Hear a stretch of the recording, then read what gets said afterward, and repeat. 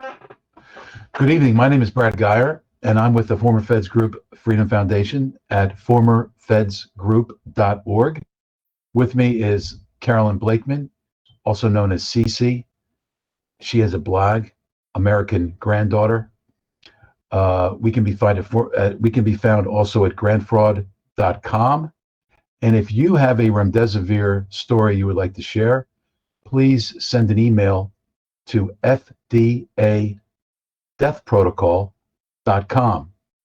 With me, we have the great pleasure and honor to have with us tonight Dee Dee, who very sadly had a run-in with remdesivir earlier this year, and she's been gracious and kind enough. It's still a very fresh loss to her, but she's been gracious and kind enough to share her story in the hopes that it will save lives. Dee Dee, thank you for being with us tonight. Thank you. What prompted you to call us? My husband, when he got sick, what happened before he went to the hospital made me very angry. And my children were very angry when we wanted to go after a hospital. And when we learned that we couldn't, I told my children, I said, we have to go over after remdesivir.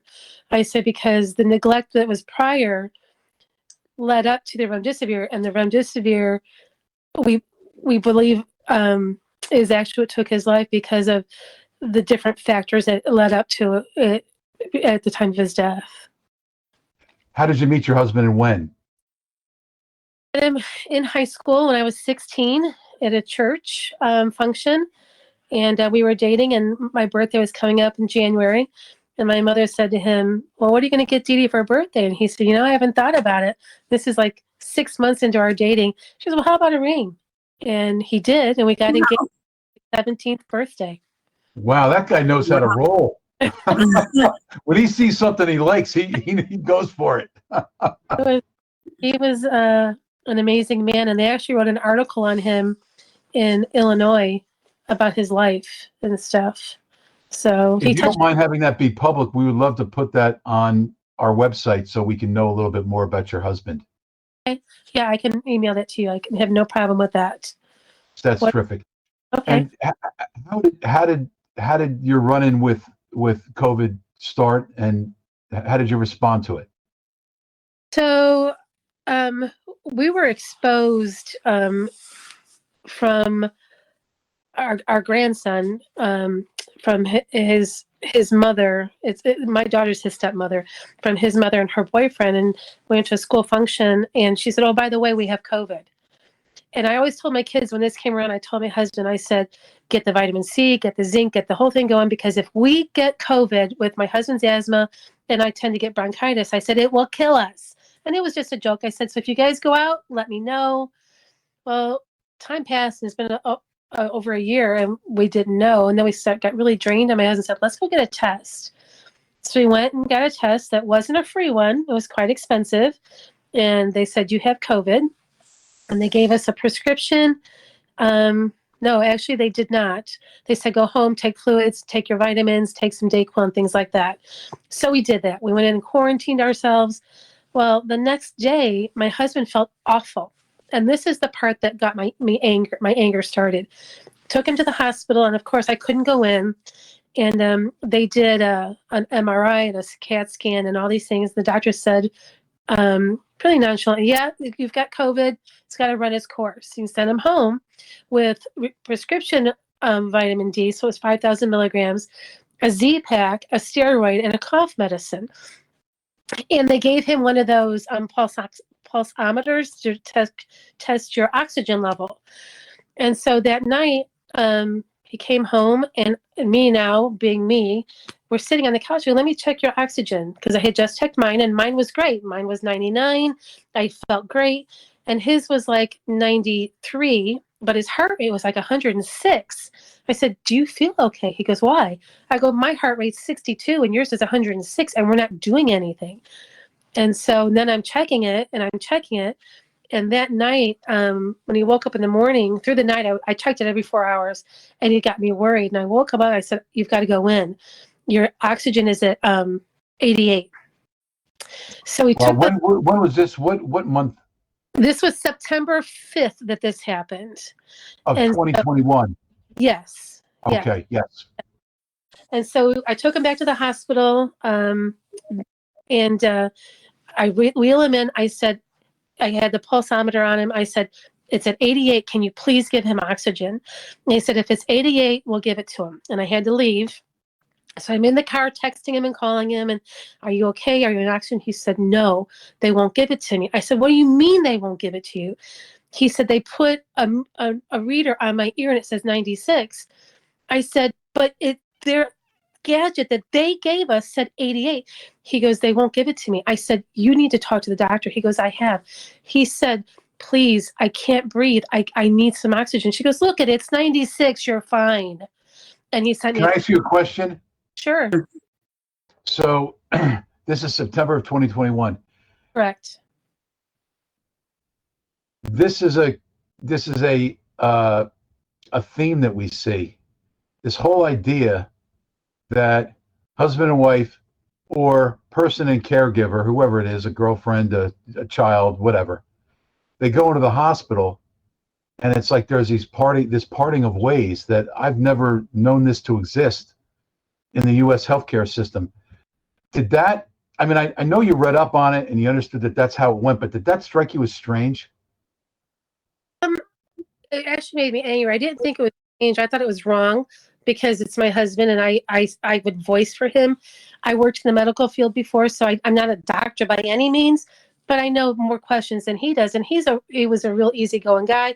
What the doctor said, he listened to. And but later on, I found out it's against Texas law. They're supposed to allow one person in the room with them. And I found. Oh, I didn't realize that. Yes. It's Texas. You from Texas, Cece? I'm in Houston. Okay, I am in near Decatur, not Yeah. Denton. So I take him to the hospital, and he said they're going to do a blood gas, and I said, okay, good, and they did. And I said, any results? He said no, and I said, are you on oxygen? He said no. I said, are you okay? He said, I'm freezing. They won't give me water. They won't give me a blanket. They won't do anything for me. So I called the nurse's station, and I talked to a girl named Kristen, and I said, is my husband on oxygen? And she said, no. And I said, why not? She says, it's 96. And I said, what do you mean it's 96? The one I showed you said 88, the machine, the gadget you gave us. She said, well, he's fine. We did a blood gas, wait for the results. And then she hung up abruptly. And I was like, oh, now I'm mad. So I called back within 5 minutes, and I said, is Christy there? They go, we don't have a Christy. I said, I just talked to her. They said, well, we have a Kristen. I said, oh, Kristen. Okay, I got it wrong, but it's the same person. She wouldn't come to the phone. So the girl I was talking to, I changed my tone. I said, all I want to know how my husband's doing. I said, is he on oxygen? She goes, who is it? And I said, Walter Henry. I said, we're waiting for the results for the blood gas. She goes, oh, I got it. I said, what is it? She goes, 51. I go, what does that mean? She goes, his blood gas is low and he needs to be on oxygen. I said, so he's on it? And she said, yeah. And then I heard shuffling in the bed. She goes, oh, wait. No, he's not, because it's 96. I said, okay, you stop right there. I said, his blood gas was 88 or 51. That was an internal shot that has, it's above the ear reading and the finger. I said, he needs to be on oxygen. You get him out here right now. You let me in there, get him on oxygen. Within 2 minutes, he came out with oxygen. They put him in the car, so take him home, put him on oxygen. That was it. Through the night, he got worse. The next morning, I said, babe, you're in the 70s. I said, I've got to get you in. My daughter, and he goes, no, they're going to kill me. They're going to kill me. They wouldn't do me anything. I said, I promise you, I'll take you to another hospital, one that I had gone to where it was great care. It was a small hospital in Jacksboro, Texas, very small. He said, okay, I'll go. He gets in there, and the nurse takes in his oxygen is 74. We did Jimmy rig the oxygen tank to plug it into electrical system in the car because the other one had run out. And she takes it, she goes, oh my gosh. She goes, are you okay? And he's, can't breathe. And they take him in the room. And I said, they asked me all these questions. And they asked me the history, and I told them what I just told you. And they said, yeah, this has happened before. I said, please help my husband. They said, well, we need to give him remdesivir. I said, no, I said, I don't want to be on remdesivir. I said, I want him on ivermectin. I said, remdesivir affects the kidneys. And I said, and I don't want anything to go wrong with his kidneys because of fluid retention. And I said, and I don't know what. Hmm? Oh my good for God. you. You're the Can't be first any one that, clearer. yes. You cannot be any more direct or any straighter than that. Oh my gosh. Very direct. So she said, okay. And my husband's arms were just bruised, and then he was very dehydrated. And what I didn't know is, I said, did you give him an IV? I said, because you're doing all this blood work, but they can't get any blood because he's so dehydrated. They said, we can't. I said, why not? She said, because people with COVID, they're retaining water. And she said, like they're drowning, basically. I said, what? I said, so you're telling me that the people that got COVID at the very beginning stages, that got all the IVs, was on a ventilator, drowned? She goes, pretty much. And I said, oh my gosh. And so he got his oxygen back up to, like, that night after the ivermectin, being on the full-blown oxygen. Took like 4 hours, and they said, well, we're going to put you on a BiPAP if it doesn't get better. And they said, okay, I'll try it. Well, he couldn't handle it. It was too much pressure. He said, I'll do the other one. And they gave him a cannula and a face mask. And he did fine. The third day in, another doctor, because they rotated doctors, came in and said, wow, your oxygen is at 96 to 99. Your heart rate's normal. He had gone into AFib because of all the trauma on his body. And he said, but you're doing great. Everything's back to normal. He said, we're going to start getting you ready for therapy to get you your therapy for your lungs. And he said, I'm glad you're on the remdesivir. And the doctor looked at him and said, no, the one that said, okay. And he very emphatically yelled, what? What do you mean you're not on remdesivir? That's the only thing that will keep you alive. My children came from Illinois, and they literally put tents outside our window. And we got pictures of that. And they stayed there for 12 hours in the Texas heat. And they're like, Dad, we don't want you on remdesivir. I said, babe, you can't take remdesivir. It's not good. It's going to shut your kidneys down. And who knows what else. There's no study. The doctor said, remdesivir has been around longer than ivermectin. And I said, what? My son says, no, it hasn't. He's yelling through the window. And they close the curtains, and they're listening.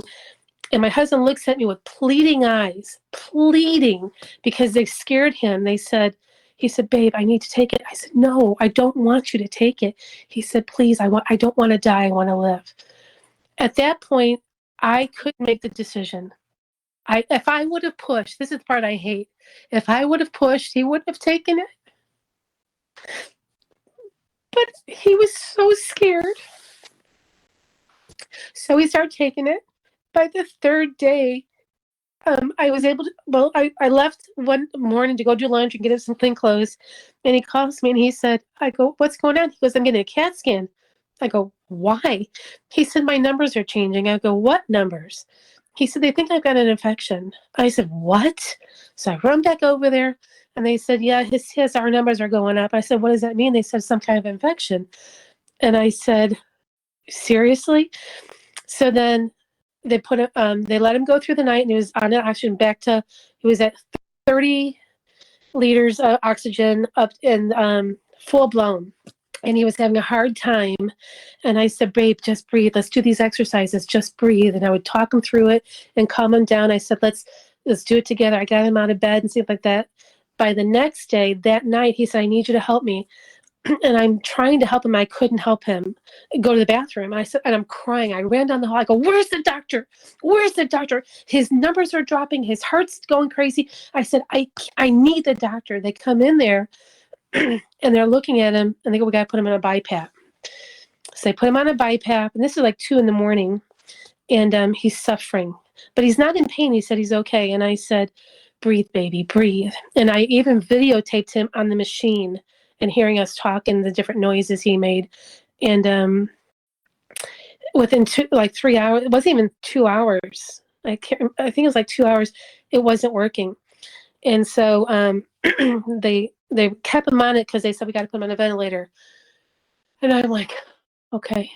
I said, can my daughter come? And then they said, yeah, we can wait 10 minutes. I said, she'll be here in 12. They said, that's fine.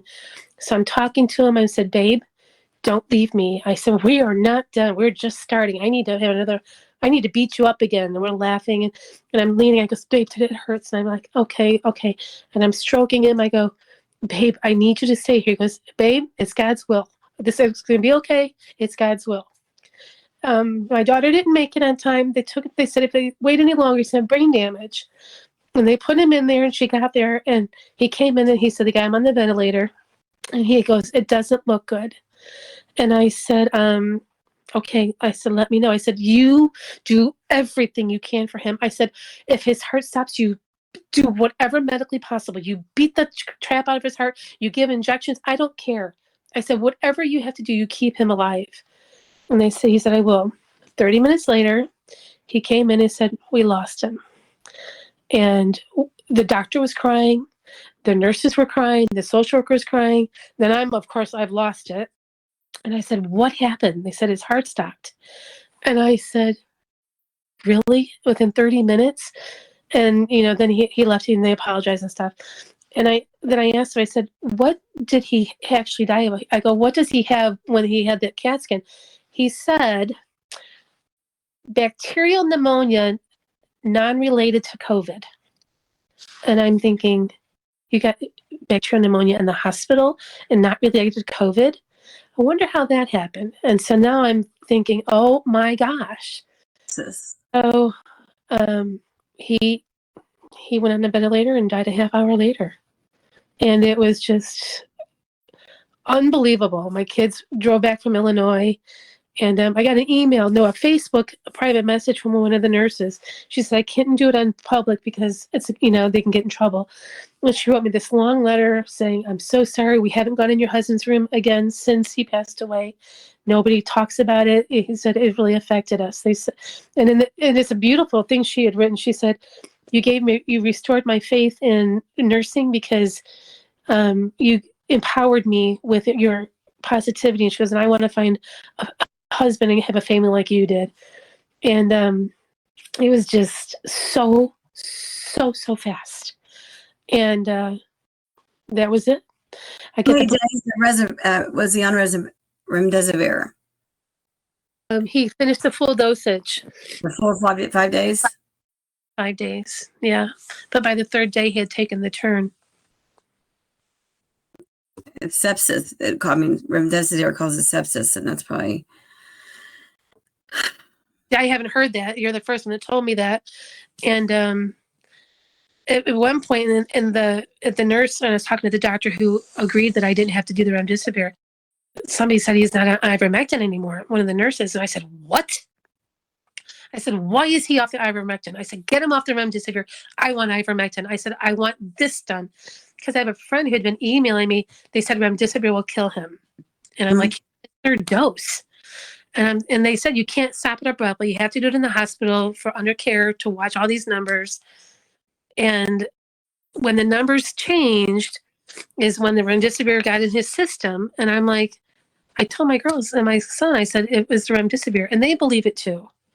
Because the one day, he's at 96, 99. The doctor comes in, talking, praising about his numbers, starts the remdesivir that evening.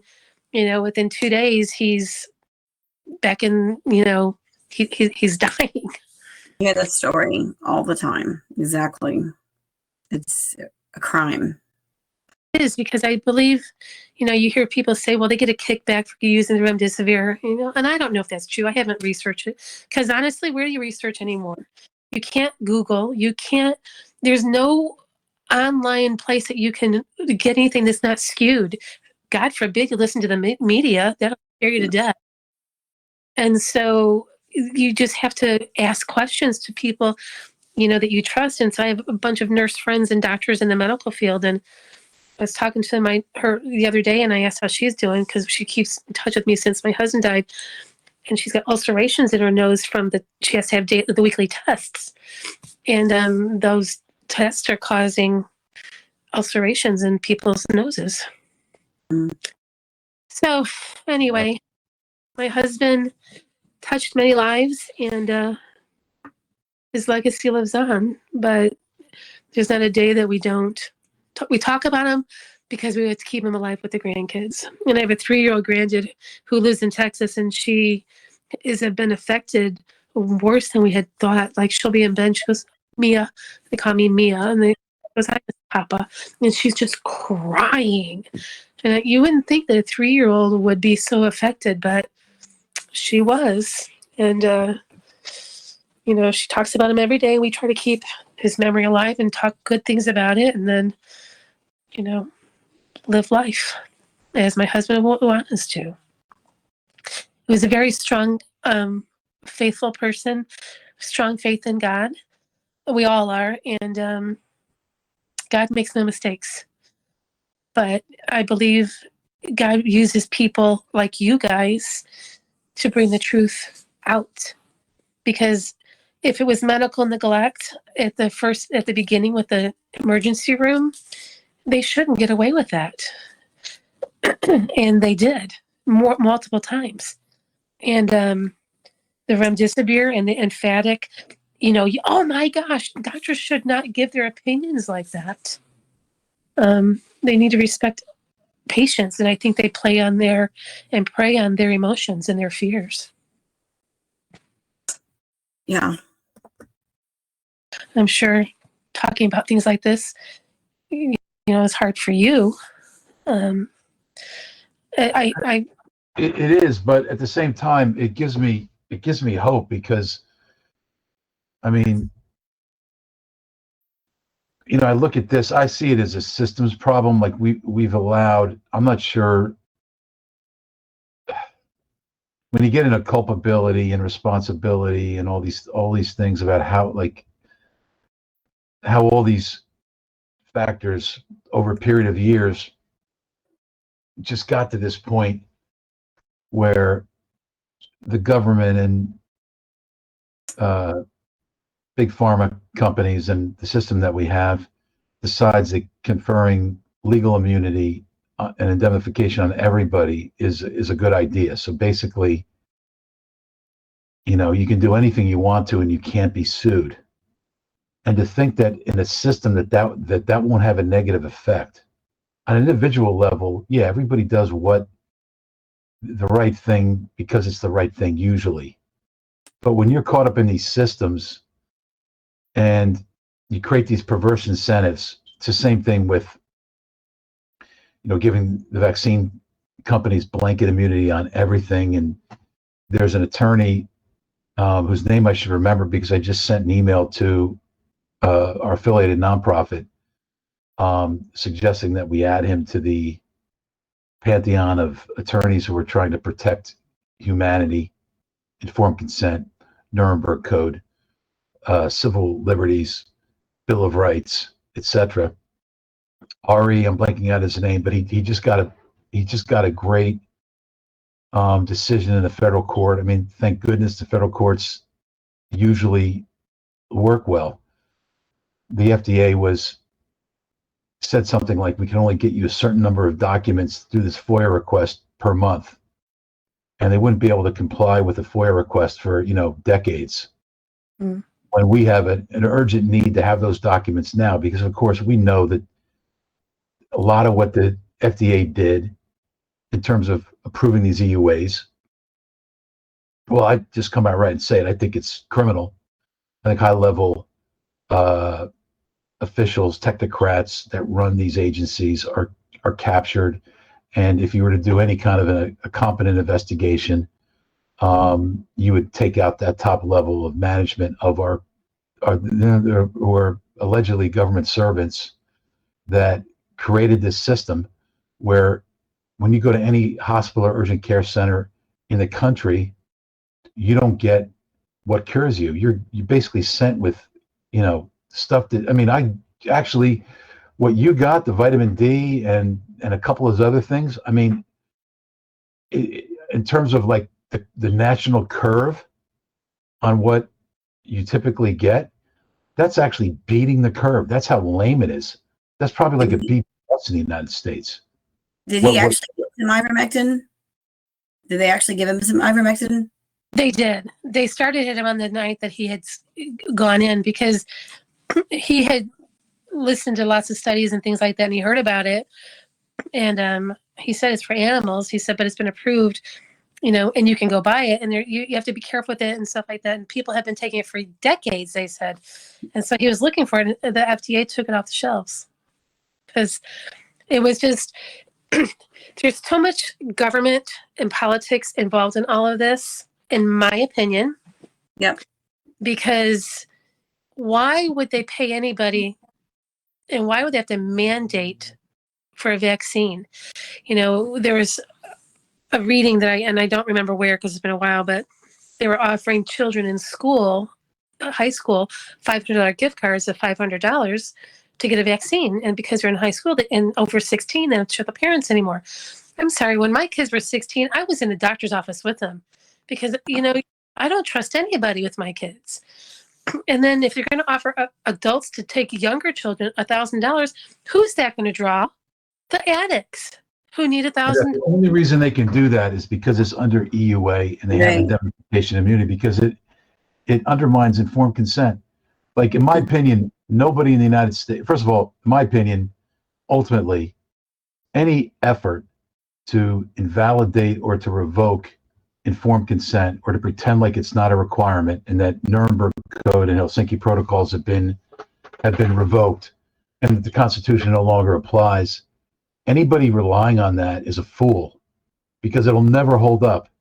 Right. And to go out there and give children $200 and $500 to become a study participant in an experimental, lifelong medical experiment, I'm just gonna throw it out there. It is pure evil. It's a crime against humanity. It's These amazing. people are It's gonna be held happening accountable. They're all going to be held accountable. It's not in going to be America. me. It's not my business, but the systems are in the process of adjusting. It can't be this out of balance for this long, where it adversely impacts so many Americans, because we're old enough to remember what it was like to grow up, and we had about 40 years of damn good freedom and liberty. Yeah. You say what you want, and you could exchange ideas and disagree with people, and your neighbor be like, well, he's a little eccentric, but he's a good guy. Like, everybody gave each other a certain amount of freedom and deference and respect. Yeah. And these systems are just eating it away. Everybody's informing on each other. It's like a bunch of snitches. And you said this 17 years ago. Look at this. Aha. It's so un-American. It's so lame. And very soon, people are just going to stop participating in that. Like, for instance, I'll tell you right now, I've not been to a doctor's office or to a hospital since March of 2020. And I have no intention of going back. You know why? Because there's only let me think, 3 doctors that I know of who I believe I can trust. All right. Prior to this pandemic, I went from holding the medical system in the highest regard. I won't say the hospital that I go to a lot, but it's one of the best hospitals in the nation. And I was not undercover, because I have no intention of suing anybody. But I have people who come to me and they tell me what that particular hospital is doing, and it's wrong. It is. They're using remdesivir. That's just so unacceptable. I don't care who you are, where you are. Don't give me your bullshit. Don't throw your corrupt studies at me. Don't do it, because I'm just not going to listen, and no one else is either. And you can say random controlled studies. Oh, you have to have a random controlled studies. No, all you're doing is using that as a screen, because you think people don't have the attention span to read through it and sift through it. I've read your randomized controlled studies. I read the Lancet study involving hydroxychloroquine. I read the Michigan study. I wouldn't wipe a horse's butt with those studies. All right? Those people should all be investigated, and if appropriate, that information should be presented to a grand jury, and they should be prosecuted for research fraud and everything else. But you can't get a single FBI agent or inspector general to lift a finger They're all playing this charade game where it's like, oh, we do training now, and nobody commits fraud anymore because we trained it out of the system, while we basically snuff people out in our hospitals. And That's what I believe. And I believe absolutely, it's outrageous, man. And 100%. Americans are not going to take it any longer. We're not. no, and I'm in Texas now, and it's a very proud state, and it's a very Republican state, and I'm thankful to be here because of that. That would become our own country, But you hear that somebody created this, and I don't know if I can say his name. I don't really have to. Everybody knows who I'm talking about. He should be held accountable as a murderer. And Absolutely. turning a blind eye to all this stuff, it's criminal, it's wrong, and country, we're divided. We've been divided for centuries, hundreds of years. But the government now has made us so much more divided in condoning different lifestyles that really shouldn't be. Like my son read somewhere, because he's been doing a lot of studies lately, there's 24 different sexual orientations now. 24. I'm sorry, there's 2, male and female. But we have to condone that, and those of us who believe in just the 2, biology. Yeah. As if we believe in science and biology, then we're the outcasts. I'm not going to badger somebody who has a different lifestyle than I would choose. Right. But jam it down my throat, and you're not going to tell me that you're, there's just so many different things. It's like they're non-binary. I'm like, what is that? They're neither or. And my son, when this first happened, I said, are you going to get the vaccine? He goes, yeah. I go, you are? He goes, yeah, by the time it gets to us, it'll be 2 years study. I go, 2 years, Chad? I said, you need a minimum at least 5. I said, some studies go for 40, 50, 60 years. And then he started hearing these different stories, and he's thinking, they're coming after my kids. And so he said, he goes, nobody's getting a vaccine. And he is very vocal, and he's researching it every day, getting to know people, and especially because of his dad, the kids are they're struggling really hard with it, and they're angry, which is, part of the course of it, but they don't want people to suffer. So I want to make sure I got this right. You said absolutely no to remdesivir, and then they scared him into taking it. Correct. How many times, Brad, have we heard they got to the patient and scared me into taking it? They get the person alone, and then they do that number where this is the only thing that's going to work. It's terrible. And nobody, by the way, Helsinki protocols, you're required to disclose conflicts. Yeah. Fully disclose conflicts to the patient in any kind of a medical experiment. This is an EUA. Emergency use authorization means it's not fully approved, so it's clearly an experimental therapy or drug. And those physicians, and by the way, the Nuremberg Code and the Helsinki protocols flow down to the treating physician or staff member. It goes down to the person touching the patient. And, everything that was done, if you're a German and you're doing experiments on concentration camps, say twins, right? Those Nazi physicians were protected by the Reich's laws, right? But at the end of World War II, they just determined that those laws were invalid. And they put a lot of time and effort into basically saying, look, I mean, we know the story. It can never happen again.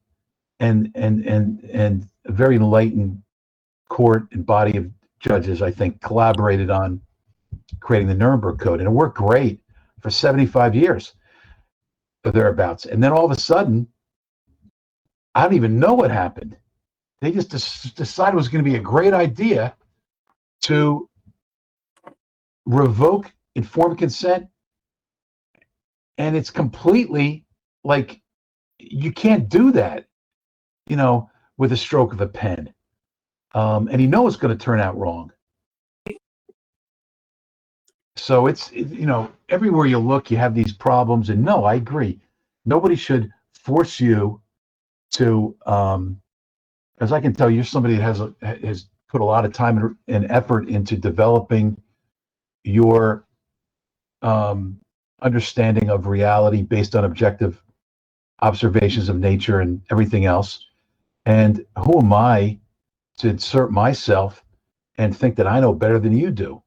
I mean, that's the height of hypocrisy. And I'm sure that if you run into somebody who is, you know, doesn't feel like they conform to the either or, I'll bet that you're even more respectful than somebody who, you know, adopts without reservation that viewpoint, because you just have a base level of respect and human decency that you give to all humans. Well, that's you have to have that. And it's talking about the doctor that was so emphatic about it. The thing that really turned it for my husband is he said, we give this to all our patients and all of our patients have made it. That was maybe before, because the 27-year-old man who was at the same hospital my husband was with neglect came to the hospital that we were at and he died going on remdesivir. Well, I can't say that. He went on remdesivir, went on a ventilator and died. Right. 27 years old. You know, my husband was 58, but 27. And for the doctors all take it and do well, how can you make that call? I mean, who got to them? I mean, it's. I We might went have to, said if we I was, went, I should have said how many patients have died. But I was in the moment with my husband trying to respect him, right. you know, and I look back at it. There's so many things it's They the got you. Word games. yeah. They word game right on the EUA. I have the fact sheet for Investigator for patients. Everything's in normal, print until it says it's your choice whether you take it or not. And then one of the questions says, what if I decide not to take Investigator? And in bold print, which the rest isn't in bold, this is if you do not take Investigator, you will get sicker and die. Yes. Right on the EUA. But then that's preposterous, man. That is oh my gosh, it's so wrong. Talk about scaring somebody. And the patient's EUA is what, 2 pages, 1 page back to back.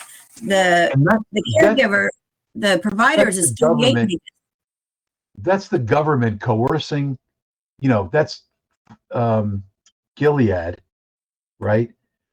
Using the government as an agent with all its state power and the illusion that it's actually acting in a way that is completely consistent and coextensive of public health and public service and all that stuff. Meanwhile, it's a totally captured agency. The science around remdesivir is a disaster. Everybody knows it too. They're using the media too. The media being owned by George Soros, most of it. He has dual citizenship here in Hungary, and he owns them and tells them what they can report on. So the news when I was a kid, you never saw a body under a sheet, and you had the news. I had Joel Daly from Illinois, and he was amazing. You got news. You didn't get opinions. You got news.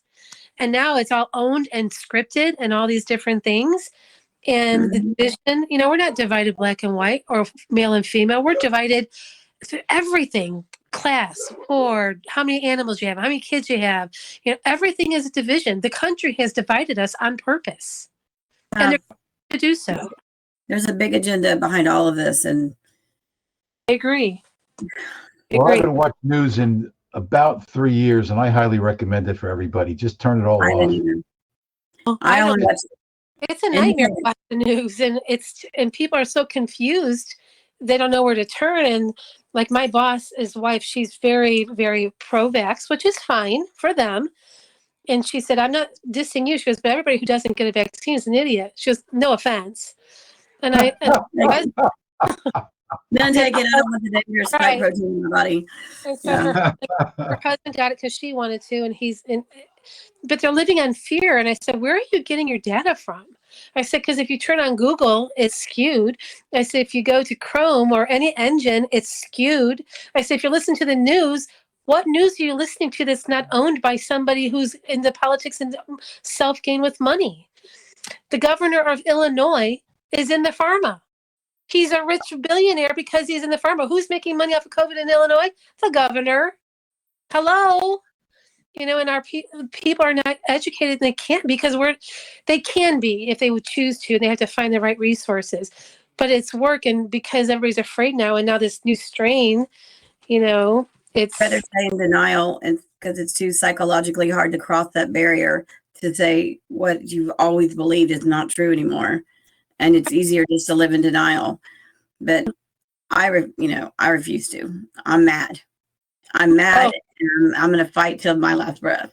You notice how these big officials don't have COVID and not getting remdesivir. People don't realize that when you let all that stuff go, it's actually a relief. Yeah. I mean, all this stuff you've been carrying around that just doesn't make any sense, and it's illogical. And it's like almost like you have to go and tithe to this bizarre concept or whatever. And there's no requirement that you do that. You just live your life and enjoy yourself and just be nice to everybody. I mean, nobody I know cares about your racial or ethnic background or who you might fall in love with, nobody really cares. It just doesn't matter. Are you a nice person? Are you interesting? Are you, all this, it's just people just organizing and trying to manipulate. Just drop it. Turn off that news. And I think what people choose to believe, that's like they've done for years, whether you're vaccinated or not, whether you're, respect a person's choice. Don't slam them, accuse them. Call the president or one of the officials called those of us unvaccinated are the reason that the conditions of the country. He said that, and then YouTube, you can see it on YouTube. And it's like, wait a minute, he's just saying that I'm causing all these deaths and all this spreading of COVID. My aunt is vaccinated and has had COVID twice. And my mother and father both are vaccinated. They've had it twice. And it's like, okay, so what saved them? Ivermectin. And so then it's like, okay, how many boosters do you have to get? Because it's supposed to last a year. Then it went to 8 months, and now they're on their third booster. Well, why is that necessary? It's common sense, but people are afraid to voice their opinion because there's so much animosity out there and fear. I've lost a lot of friends. I'm lonely on this side.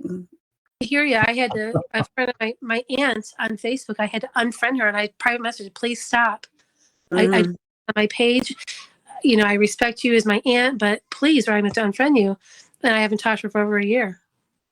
And I'm sorry that at that point, but I respect her. Why can't you just respect our differences and accept me who I am, not for what I believe? Yeah, I'd like you to believe what I believe, but if that's not the case, I'm not going to write you off. So bottom line is we got to get this stopped. They're killing people and they know it, and it's not okay. My but friend, you just telling the story is going to help people. The more stories we get of the people going in and the same pattern happens, they decline after the remdesivir. I mean, every interview, they're going to have to wake up. My friend in Florida, her husband got COVID and went into the hospital, and he's a vet, and so he was into one of the vet hospitals, and there's no choice. You don't get a choice. You're on remdesivir. And I was telling her, I said, are you serious? She goes, so what do I do? I said, watch these numbers, keep an eye on this. I said, make sure he's on his stomach, make sure they rotate him here, make sure he's moving, make sure I'm telling you all these things to do. And he survived. He's younger. He didn't have any extra anything going on like asthma, but he isn't back to work still. He's still very weak. He's just had up to like 97, and he's off of the oxygen, but it's been months. It's been since September that this happened. And we're in the new year, and he still is not working because of it. A friend of mine who put me onto your group, her husband got it and was on remdesivir, had awful reactions. I said, get him off. She fought for him to get off. And then he just got out of the hospital and all these other things because she chose to voice her opinion, and she wouldn't leave until they did. So I don't know. If I could fight harder, I would. I will, because it's wrong. It's just infuriating because the EUA clearly says it is your choice. You do not have to take it. You have to let the doctors know if you want it or not. But no doctor or no hospital ever asks. It's the first thing they do when you go to the hospital. way. You don't hear about that. This is the first I've ever heard something like that. And the I'll way email you copies of it. It's amazing what it says. it's awful the way that the opinion of the doctors, and you're supposed to be able to trust them because they're the ones supposed to be the most educated in the medical field. That now, And Brad, they're going to lose their license if they didn't follow orders from the doctor, I can't remember the doctor's name. I have a couple of his emails. His father-in-law died of kidney failure from remdesivir. He sold his practice, and he is fighting remdesivir as well. Like I look up, he's in Dallas, a well-known doctor actually. He's one is fighting it, and then there was another one, and I'm like, somebody's got to listen somewhere, you know. Yes, and nurses that surrendered their nursing license after years, and they're fighting it now. Yeah, in Illinois, my friends are having a hard time having to get the weekly COVID. My daughter-in-law had to go back off a remote, and so she has to get the weekly test. Fortunately, they found a place in Illinois they can do the saliva test, so they're not getting the swabs, which has a known carcinogen in it. So, you know, This gets out. Well, they're going to realize not everybody can be bought. You know, there's going to be doctors and nurses and hospital people that are going to say, "Take my license. I surrender it because I'm not going to go along with y'all killing people." I agree. And that's why we got to get the word out and get stories like yours. And it just helps a lot. So I would really appreciate you telling us. Appreciate you taking the time You're to. awesome. That's, it comforts me as because I'm obviously going to predecease my wife, and it comforts me. I say this partially as a joke, but also just because I'm a male and my wife's in better shape than I am. But to know that she's going to carry on the common plan, it's almost like having an insurance policy. Yeah. Like it was just me, and it was time for me to cash in my chips. No one's going to remember. But if you have your co-pilot there, and not only that, that provides such a benefit to the entire family. Just the idea that it doesn't really change anything. It's a material issue. It's a materiality issue. But in terms of being spiritual, religious, energy, communication, all that stuff can still exist. Absolutely. It's a message of hope. So I really appreciate you coming today and talking to us, Dee Dee. Thank you so much. Yeah. And we're gonna put this to good use and get the word out. And we look forward to seeing you again, seeing you at the support group, FDA Death Protocol at formerfedsgroup.org. If you're a victim or a survivor, come on down. We're getting these stories down for posterity, and also because we believe someday,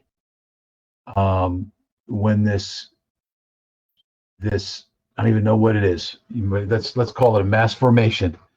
When this begins to lift and the fever starts to break, and our investigative agencies get back on track, they're going to reach out to us, and we're going to assist them because we will have preserved the records and the witness testimony. So that's the other reason why we're doing it. Thank you so much, Dee Dee. Appreciate you guys doing what you do. Hang in there. Fight the cause, guys. Thank you. Thank you. You take care. Thank you, Cece. Bye-bye.